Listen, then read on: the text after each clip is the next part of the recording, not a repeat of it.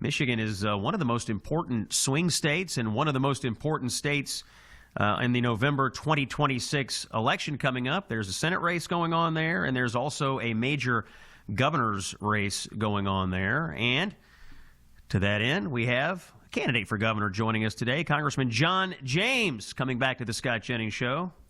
Mr. James, welcome back, sir. Glad for your time today. Hey, Scott. Thanks for having me back on. Yeah, it was fun to be up in Michigan this week, and obviously you're in one of those states. It's swingy, little purple, sometimes a little blue, sometimes a little red, but you're in the middle of a governor's race there. And in fact, you are the leading candidate for governor right now. I was just reviewing the latest polling. According to Real Clear Politics, looking at the polling averages, you lead a three-way race, and I want to talk to listeners about this. It's interesting. You're at 36%.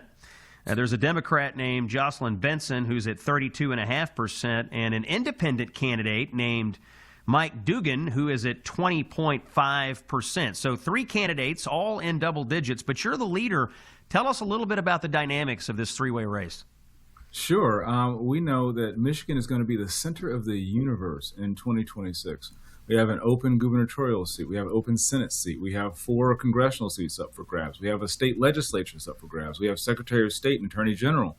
All this stands to mean is we know that from last cycle and from this one, a strong top of ticket benefits not just Michigan Republicans, but it benefits the entire United States of America. When you look at what happened in Pennsylvania and Arizona, with weak or toxic tops of tickets in the last midterm, we ended up losing multiple Senate seats and multiple House seats that we should have kept. If not for Lee Zeldin running in a strong blue state, running strong in a blue state, pulling 6 Republicans across the finish line, 5 in districts that Biden won, the 118th, or the last Congress, would not have had a Republican majority in the House. And what would that have meant? Well, that would have meant D.C. would be a state right now. That would have meant that Joe Biden would have been able to stuff the Supreme Court with activists that could repeal everything that we did. And then also, we would have open borders and amnesty.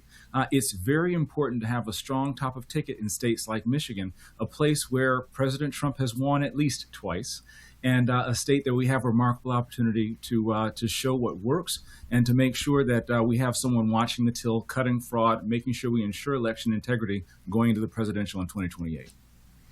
Yeah, you were in the audience, obviously, for the State of the Union on Tuesday. Fraud was a topic there, and President Trump put Vice President Vance in charge of a federal fraud task force. What do you make of that? He made some announcements about what they're doing in Minnesota. Based on your perch in Congress right now, is it your view that we're going to see a lot of fraud uncovered in a lot of blue states and blue cities across America? Well, I'll tell you what, as governor, this is the first and only time I will say that I will help a Buckeye in Michigan. JD Vance as the fraud czar, and the fact that Gretchen Whitmer is spending $20 billion more now than she spent 6 years ago during the pandemic. Where's that money going? We don't know where it's going. You look at what happened in Minnesota under Tim Walz. The state of Minnesota is 50% of our population and 60% of our budget. And they were able to find $9 billion. But just in the state of Michigan, we found hundreds of millions in SNAP fraud, hundreds of millions in healthcare, Medicaid fraud, and $8.5 billion in unemployment fraud. This is just scratching the surface. And so working with folks like Vice President Vance, working with folks and being fully transparent, we are going to find where that money is going. And if somebody is found to break the law, they're going to jail. I believe that you have these tax and spend Democrats that are continuing to increase our taxes, continuing to increase our rates. And in the state of Michigan, we have everything that we need. We have the best talent. We have the best natural resources. We have the best businesses, but we lack the leadership. We need to get at the fraud. We need to hold the criminals accountable. We need to get the government out of the way, instill local control, and make sure that we make Michigan great again.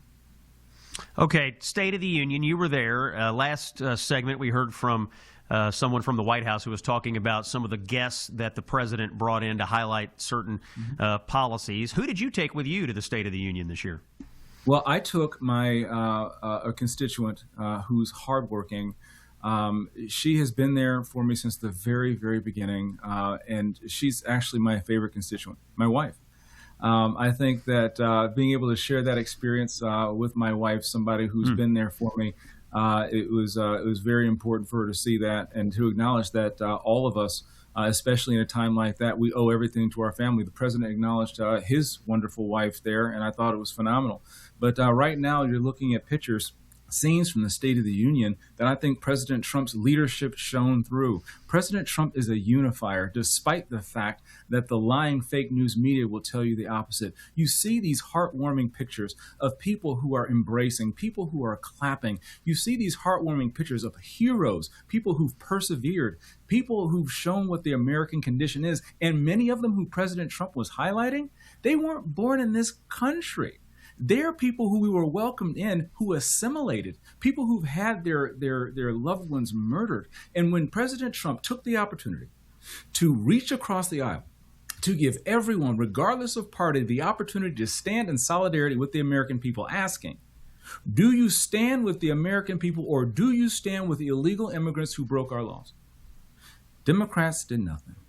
And I think right then that was the microcosm that captured the entire scene in this state of United States of America. Democrats stand for nothing. They didn't stand in that chamber that day, and they do not stand for the American people in each and every day since then and afterward. And so now we have the remarkable opportunity to stand for the American people. And President Trump gave us the opportunity to see that. It was laid bare. And now we have the opportunity to go in and show people who really stands for them. And I believe it's conservatives across the country. Yeah, truly a stunning moment when Democrats wouldn't stand up and affirm that their highest duty is to protect the American people. I suspect we're going to see that in campaign ads across the country. Maybe we'll even see a few of those in Michigan, because I just, I would call it an 80-20 issue, but I think it's a 100-0 issue. I think most Americans would think your highest duty as an elected official is to American citizens. The president talked a little bit about his administration's effort to stop this public funding of all of this transgender mutilation of children, this surgery going on minors. In fact, he also had someone in the audience who had undergone, every time I hear the story, this crazy situation where the school tried to transition the girl and they didn't tell the parents, and then she was taken away from the parents and they had to try to use the proper pronouns to get her back. It was a crazy story. I mean, the girl was ultimately rescued and her life, I think, is going to turn out okay, but that's not true for everybody. I'm going to connect this to Michigan. This just into the show, Governor Whitmer is apparently vowing to block any legislation targeting, she says, the LGBTQ community, directly challenging President Trump's State of the Union call to ban minors' gender transitions without parental consent. Do you care to comment on the governor here taking on the president over, these childhood transition surgeries? I mean, Congressman, most of the major medical associations are even now saying we got to put a stop to this.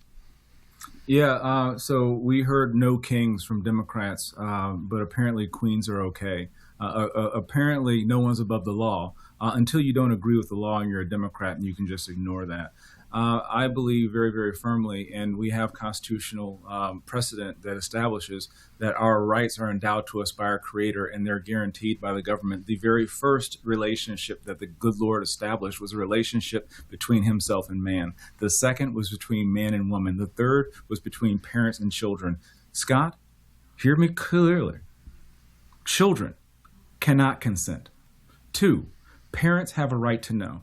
And 3, if adults cannot confront adults or approach adults about sex at work, then why is it that it's okay for Gretchen Whitmer to say that it's okay for adults to approach children about sex at school? We need to protect the innocence of children, which is why I released my parental Bill of Rights in the state of Michigan to reaffirm that the government's role is essentially to respect the relationship and to protect the relationship between parents and children.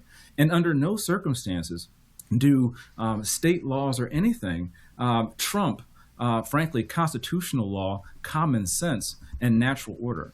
I absolutely will protect every person, man, woman, boy, and girl. But above all, nobody is in a better position to protect our children than their parents themselves. I will stand with parents. I will stand with children and making sure they get the help that they require. But under no circumstances should we be putting our children in situations where they can be targeted by predators or exploited by people who would use this for their political gain. You were in the room for the State of the Union. The president talked a lot about the economy, talked a lot about his tax cuts, which you voted for last summer in the working family tax cuts bill, the one big beautiful bill. Did you hear enough from the president? And give us a little update from Michigan. How are the new policies, this transition from the horrible Biden economy to the new Trump plan? How is it working out for Michigan, in your opinion? Well, the best thing that I heard out of President Trump, and there were a lot of great things. I'm a little bit biased, but I actually have a bill that I'm working through in Congress, Patients Deserve Price Tags, which is going to increase transparency, which is going to hold hospitals and insurance companies accountable for their astronomical prices and the fact that they cover these things up. And it's going to do a couple of things.